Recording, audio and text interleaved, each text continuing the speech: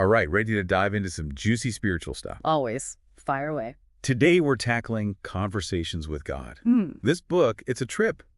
It's like reading someone's super personal diary, except they're talking to God. Yeah, it's definitely one of those books that gets people talking. It goes deep, like really deep, on some of life's biggest questions, and we're going to unpack all that. But what struck me right off the bat was how it starts with a question I think we've all asked ourselves. How does God, actually talk to us? Is it these big, dramatic moments? Or is it something else, something more subtle? Right. It's not like we're all hanging out under burning bushes waiting for the next message from above, right? Exactly. That's So okay. how does it work? What's the divine communication method? Well, that's what Walsh tries to answer. He suggests God is always talking, always communicating. The problem is, most of us are tuned to the wrong channel.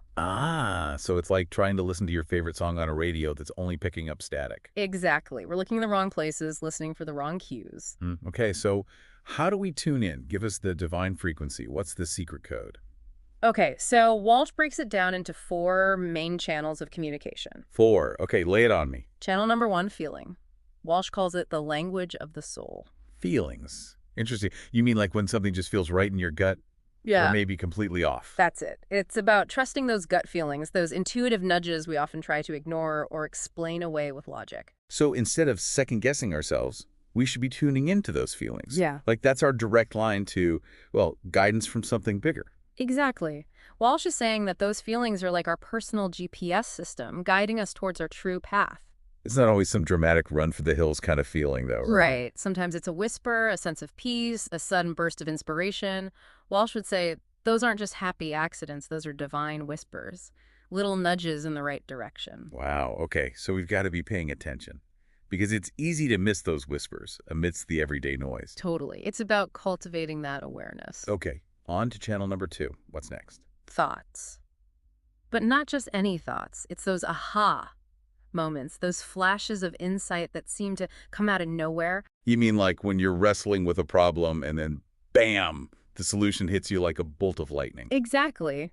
The book suggests those aha moments aren't random. They're God communicating through images, concepts, ideas. So it's not always words. It's more like a knowing that goes beyond language. Right. Words can be misinterpreted, twisted, but a powerful image that can cut through all the noise and speak directly to the soul. I like that. It's like downloading information straight from the source. Okay, ready for channel number 3? Hit me. Experience. Wait, experience. So like that time I tripped on the sidewalk this morning, that was a divine message. Probably not that literally. It's more about life lessons, challenges that force us to grow, those moments that make us think, okay, what am I supposed to learn from this? So instead of seeing those challenges as setbacks or punishments, we should be looking for the lesson, the opportunity for growth. Exactly. It's about recognizing that every experience, good or bad, has the potential to teach us something valuable, even if it takes us a while to figure out what that is. It's like finding the hidden treasure in what might seem like a pile of garbage at first.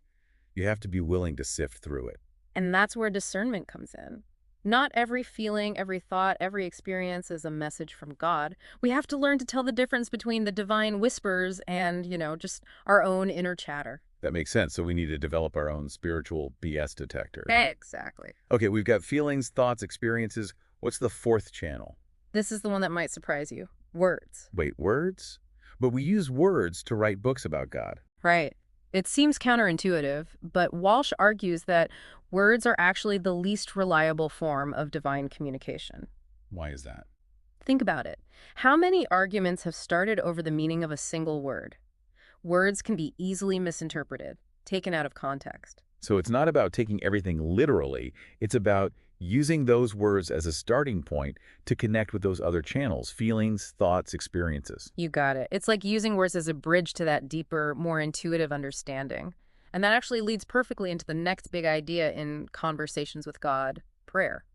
Because if God's already communicating with us through all these channels, then how does prayer fit into the equation? Is anyone even listening on the other end? Ooh, good question. Hold that thought, because when we come back, we're diving into the book's radical take on prayer and how it ties into this whole idea of co-creating our reality. All right, so we're back. And let's be real for a sec. Who here hasn't poured their heart out in prayer and wondered, is anyone even listening? Or, Is this whole prayer thing just me talking to the ceiling? Right, like leaving a voicemail for the universe and just hoping for the best. Exactly. But conversations with God, it takes this whole prayer thing in a totally different direction. Yeah, it flips the script. It's less about begging for what we want and more about aligning ourselves with what already is. Okay, explain that. So Walsh says it's about recognizing the power of our thoughts, our words, even our feelings. Whoa, our feelings. Okay, you're blowing my mind a little. It's all connected to this idea that we're actually co-creating our reality. But instead of coming from a place of, I don't have this, conversations with God is saying, shift your focus to gratitude. Gratitude. So like being thankful for what we do have, even if we don't have that thing we're praying for yet. Exactly. The book even calls a simple thank you the most powerful prayer. Because You're acknowledging its existence, its possibility, even if it's not in your physical reality just yet. it's like you're sending a memo to the universe saying, hey, this is what I'm vibing with. Exactly. And that plays directly into this whole co-creator role that Walsh talks about. Right, because it's not about trying to bend God to our will. It's about realizing we have a hand in this whole creation game. Right on. Yeah. We're not just sitting here watching life happen, we're active participants. Okay, but here's where I get tripped up a bit. If we're creating our reality with all this thought, word, feeling energy, does that mean we're responsible for, like, everything that happens? It's a question a lot of people ask. Because, ouch, that's a lot of responsibility. Yeah, it can feel like that. But while Conversations with God definitely stresses personal responsibility, it's not about blaming ourselves for every little thing that goes wrong. It's more nuanced than that. Way more nuanced. It's not about pointing fingers. It's about realizing we have choices about how we respond to stuff. Instead of playing the blame game or getting stuck feeling like a victim, it's more about... It's about seeing those curveballs life throws as opportunities. Opportunities for growth, for learning. like that saying, life is 10% what happens to me and 90% how I react to it. Exactly. But Conversations with God takes it a step further. It's saying we're not just reacting, we're actually co-creating. We are the influencers of our own lives. I like it. Totally. And to get this whole co-creation thing, Walsh talks about something he calls relativity. He says we can't really grasp good without bad, light without darkness. They need each other to exist. Exactly. They're like two sides of the same coin. And there's this super interesting parable in the book about a little soul that wants to experience its own light. Okay, I'm intrigued. Tell me more. So this little soul, it's hanging out in a realm of pure light. Sounds blissful. Right. But the thing is, surrounded by all that light, it can't actually see its own brilliance. It needs the contrast of darkness to make its own light stand out. Wow. It makes you think about the role of those dark times in a whole new way. It's not about labeling things as good or bad, but about understanding they both play a part in our journey. Exactly. And this whole relativity thing, it's not just about us, it applies to the whole universe. Like those natural disasters that cause so much devastation, they're awful, but they're also part of some larger cycle. Right. It's about understanding that we're all part of this intricate dance of energy, of experiences, and sometimes that dance gets a little wild. And this leads to another radical idea that Walsh presents, the idea that there's no right or wrong in the eyes of God. Wait, hold up. No right or wrong. But what about everything we've been taught about morality, ethics, like being a good human? I know, right? It's a big one. But Conversations with God really challenges all that. It suggests God gave us free will for a reason, to experience all of it, the good, the bad, the messy middle, without judgment or condemnation. So if there's no right or wrong, does that mean we can just run wild and there are zero consequences? That's where it gets even more interesting. Walsh distinguishes between divine judgment and natural consequences. Okay, I need you to break that down for me. So there's no God up there keeping score, ready to dole out punishments, but there are still consequences to the choices we make. It's like cause and effect, it's just the way the universe works. So it's not punishment, it's more like... It's like the natural unfolding of events based on the energy we put out there. Okay, I think I'm starting to wrap my head around that. But if we're talking about consequences, and we're talking about this power we have to co-create our reality, then we have to talk about fear. Because fear is a powerful force, and Conversations with God doesn't shy away from that. In fact, it introduces what Walsh calls the second law. We attract what we fear. Oh, I've heard that before. It's like what you resist persists. Exactly. The more we focus on what we don't want, what we're afraid of, the more we seem to invite it into our experience. And this whole fear-based attraction thing, it pops up everywhere, right? Oh, yeah, in our relationships, our finances, even our health. If we're constantly operating from a place of not enough, of fear and scarcity, guess what? We're likely to see more of the same. So how do we break free? How do we shift from fear to, well, something more positive and powerful? Okay, we're back and ready to tackle the big question lingering in the air.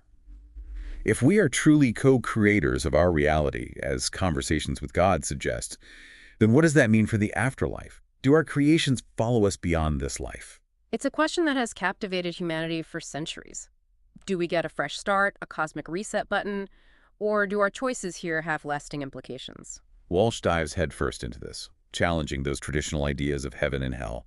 Instead of physical places we go to after we die, he suggests they're more like states of being, experiences we create through our thoughts, beliefs, and actions. So it's not about St. Peter at the pearly gates deciding if we've been good enough to get in. Not quite.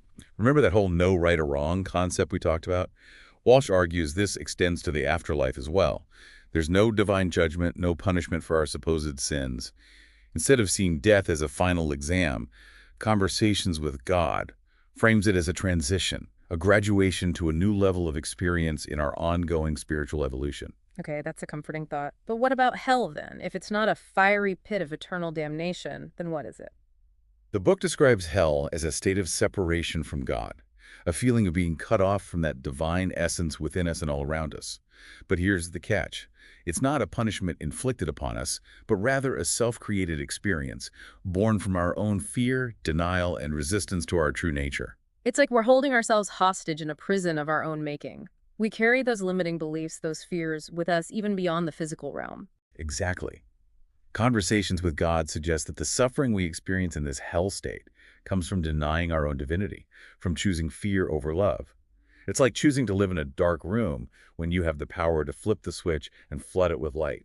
It's not about external flames and torment. It's more about that inner turmoil, that disconnect from our own inherent wholeness. What a powerful image. And if hell is this self-imposed state of separation, then what about heaven? Walsh describes heaven as the experience of complete union with God, a state of pure love, joy, and understanding. It's that feeling of coming home after a long journey, realizing we were never truly separate from that divine source. It's not about earning our wings or racking up good deeds, but about remembering who we truly are, sparks of the divine, connected to an infinite source of love and wisdom. It's that aha moment, but on a cosmic scale. And here's where it gets even more interesting. Conversations with God suggest that this journey of spiritual evolution doesn't end even after death. So we don't just reach heaven and then just hang out for eternity. Apparently not. The book suggests that growth and expansion are woven into the fabric of existence itself. We continue to learn, to create, to explore the infinite possibilities of our divine nature, even beyond the physical realm. It's not about reaching a static destination, but about embracing the journey itself, always evolving, always expanding our understanding of ourselves and the universe. And here's the kicker. The choices we make in this life, the thoughts, beliefs, and actions we cultivate, they're not just shaping our experience here and now, but also influencing our experience in the afterlife. So we're essentially creating our own heaven or hell, both in this life and the next, through the energy we put out into the world, the choices we make, the way we choose to see ourselves and others. Exactly. And that's both incredibly empowering and honestly a little daunting. It means we have a profound responsibility not only for ourselves, but for the energy we bring to the world around us. It's a call to live with intention, to choose love over fear, kindness over judgment, and to step fully into the truth of who we are, powerful co-creators with the divine. It's about recognizing that every thought, word, and action is a brushstroke on the canvas of our lives, both here and in the hereafter. And while Conversations with God offers no easy answers or guarantees, it invites us to approach this journey with a renewed sense of purpose, curiosity, and wonder. This deep dive has taken us through some mind-blowing concepts: divine communication, the power of prayer, the illusion of right and wrong, the nature of heaven and hell. And yet it all points back to one central message. We are not just puppets in a cosmic play, but active participants, co-creators with a universe of possibility at our fingertips. We've only just scratched the surface of conversations with God, but hopefully this deep dive has sparked your own curiosity, inspired you to ask your own questions, and ignited that spark of divine connection within you. Because ultimately, the most important conversations are the ones we have with ourselves, with the divine, and with the world around us. So keep seeking, keep questioning, keep exploring, and keep those conversations going. Until next time, keep diving deep.